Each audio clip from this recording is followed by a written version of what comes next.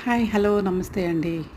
ఈరోజైతే నేను beans hotel స్టైల్లో ఫ్రై చేయబోతున్నాను. అది ఎలా చూసేద్దాము. ఉడికించుకున్నాను అనమాట. ముందుగా నెయ్యి వేసేసాను అనమాట. అందులో పోపు పెట్టాను.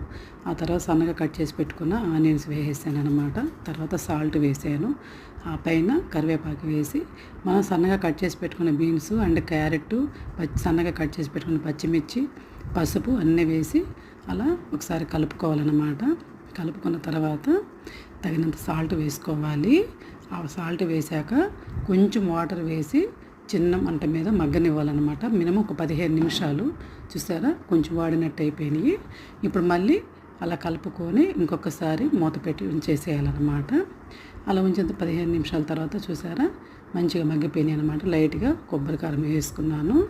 కొత్తిమీర చల్లుకొని ఇంకా మనం వడ్డన చేసుకోవటం అనమాట. రెడీ అయిపోయింది బీన్స్ ఫ్రై. చాలా టేస్ట్